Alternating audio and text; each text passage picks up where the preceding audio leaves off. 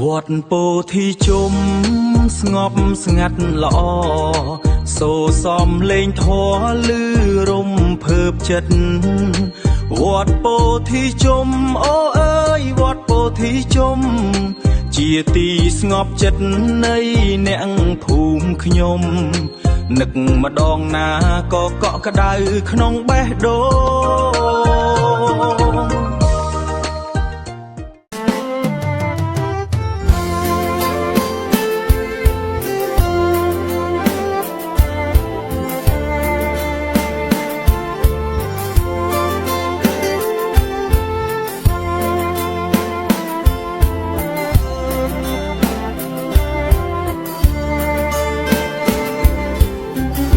ងរងទេសភាពវត្តពោធិជុំ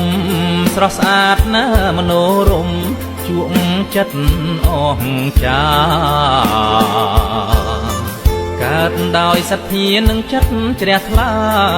ដល់ព្រះសាសនានៃពុទ្ធបរិស័ទ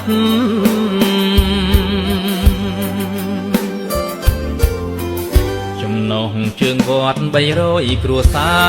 រសង្វាតណាឧស្សាហ៍ការប្រតិបត្តិ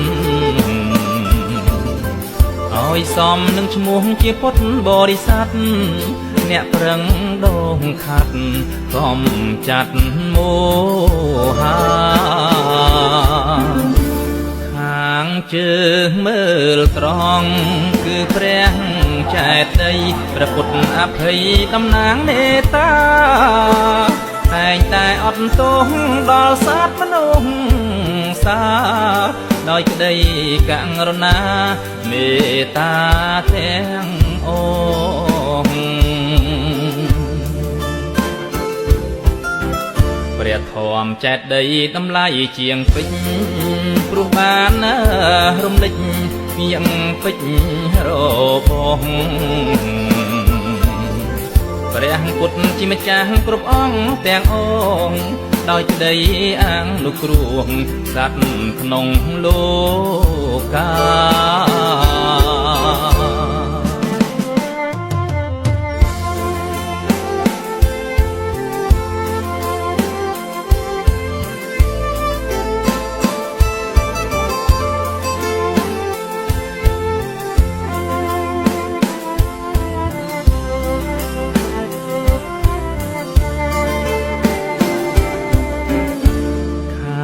ជើងមើលត្រង់គឺព្រះចេតិយព្រះពុទ្ធអភ័យតំណាងមេត្តាតែងតែអត់ទោសដល់សត្វមនុស្សសាដោយក្តីករុណាមេត្តាទាំងអង្គព្រះធម៌ចេតិយតម្លៃជាងពេជ្រព្រោះបានរំលេចពីងពេជ្ររបស់ព្រះពុទ្ធជាម្ចាស់គ្រប់អង្គទាំងអង្គដោយក្តីអាងលោកគ្រោះសត្វក្នុងលោកា